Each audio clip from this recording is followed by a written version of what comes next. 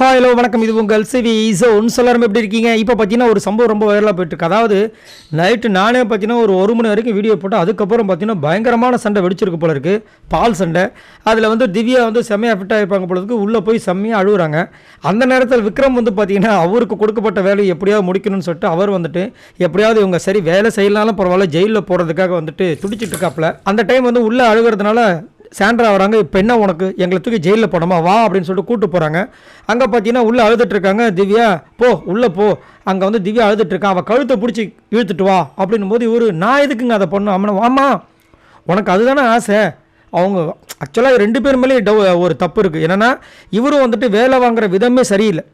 அப்படியே நெக்கெல்லாம் வந்து இது பண்ணுறது, அவங்களோட அந்த ஃபஸ்ட்டு பர்ஃபார்மன்ஸை கலாய்க்கிறது, நிறைய விஷயங்கள் வந்துட்டு ரொம்ப மட்டமாக தான் பண்ணார், பிஹேவ் பண்ணார். அது வந்து மாற்று கருத்து கிடையாது. அதனால் வந்து இவங்களுக்கும் செம்ம டென்ஷன். சரிங்களா, நான் எதுக்குங்க அப்படி பண்ணேன்னா உள்ளே போ அவளை கழுத்து பிடிச்சி இழுத்துருவான்றாங்க. அப்போ இவர் நான் எதுக்குங்க அதை பண்ண ஆமாம் உனக்கு அதுதானே ஆசை. நாங்கள் வந்துட்டு கஷ்டப்படுறத உனக்கு பார்த்து ரசிக்கணும். பாட்டில் நல்லா பாடுறேன், டான்ஸ் ஆடுறேன். இந்த மாதிரி ஒரு மனுஷத்தன்மை இல்லாத ஒரு ஆளை நான் பார்த்ததே கிடையாதுன்ற அளவுக்கு வந்துட்டு ரொம்ப பொங்குறாங்க. அதுக்கப்புறம் வந்துட்டு உன்னால் முடிஞ்சால் கழுத்தை பிடிச்சி இழுத்துட்டு போகணுமோ இல்லைங்க இப்போ நாங்கள் ஜெயிலுக்கு போய் ஆகணுமா அப்படின்னு கேட்குறாங்க. ஆமாண்ணா போக முடியாது போன்றாங்க. அப்போ அவர் அதுக்கு மேலே என்ன பண்ணுறாங்க, இழுத்துட்டு போக முடியும் அவர் சரியாக போகலான் போது இன்னும் அதிகப்படியாக வார்த்தையை விட்றாங்க. நான் வந்துட்டு பைத்தியத்தை இது வரைக்கும் நேரில் பார்த்ததில்ல, இப்போ தான் நான் பார்க்குறேன். அதுவும் வந்துட்டு ஒரு நாள் அவங்க ஒரு சொல்கிறாங்க, அதெல்லாம் வந்துட்டு கொஞ்சம் தேவையில்லாத வார்த்தைகள் தான். ஒரு நாள் உனக்கு ஒரு மறக்க முடியாத நாளாக இருக்கும், வெயிட் பண்ணி பாருன்றாங்க. எப்போ பார்த்தாலும் சிரிக்கிற, இப்படிப்பட்ட ஒரு கேவலமான ஒரு ஆள் நான் பார்த்ததே கிடையாது. ஒருத்தர் அடி விழுகும் போது நீ சிரிக்கிற, ஒருத்தவங்க கஷ்டப்படும் போது சிரிக்கிற, அப்படியே டான்ஸ் ஆடுறான்னு சொல்லிட்டு இவங்களுக்கு விஜய் பார்வதிக்கு நடந்த விஷயங்களெல்லாம் எடுத்து வைக்கிறாங்க. என்னோடய லைஃப்பில் இந்த மாதிரி ஒரு பர்சனை நான் கேவலமான ஒரு பர்சனை பார்த்ததே கிடையாது. பாடு நல்லா பாடுன்னு சொல்லிட்டு இப்போ ஒரு வார்த்தை வராங்க. அது ரொம்ப பெரிய தப்பு. உன் வீட்டில் ஒன்று நடக்கும் அப்போ நான் வந்து பாடுவேன்றாங்க. இதெல்லாம் தேவையில்லாத வார்த்தைகள். இது ஒரு கேமு, இவங்க ஒரு கேம் விளாட்றாங்க சரி.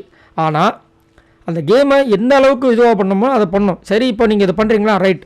ஆனால் அங்கே வந்துட்டு இந்த மாதிரி வார்த்தை விடுறது சாபம் விடுறதுலாம் தேவையில்லாதது. கண்டிப்பாக வந்துட்டு இதுக்கு விஜய் சேதுபதி இன்றைக்கி வச்சு செய்வார். ஆனால் இவங்களும் வந்துட்டு மேற்பார்வையாளர்ன்னும் போது கூட போய் உட்காந்துக்கிறாரு தவிர பேச்சை கொடுக்க முடியாது. பேச்சு கொடுத்தாலும் அவங்கள வந்து அவமானப்படுத்துகிற மாதிரி ட்ரிகர் பண்ணுற மாதிரி பேசும்போது அவங்க என்ன பண்ணுவாங்க, புரியுதுங்களா? இதுதான் வந்துட்டு ஒரு சம்பவமாக போச்சு. பாவமாக இருந்துச்சு. விக்ரமோட நிலைமையை பார்த்தாலும் அவங்களுக்குமே கஷ்டம். ஏன்னா சேத்துலேயே அடி வாங்கியாச்சு சோத்துலேயே அடி வாங்கியாச்சு மாதிரி வந்துட்டு அவங்களும் கஷ்டப்பட்டுருக்காங்க. ஸோ இதை பற்றி உங்களோட கருத்துக்களை சொல்லுங்கள். உண்மையிலேயே சாண்ட்ரா திவ்யாவுக்கும் கஷ்டம்தான். ஏன்னா எல்லாரும் கம்முன்னு இருக்கும்போது இவங்க மட்டும் வேலை செய்கிறது, ஜெயிலுக்கு போகணும்.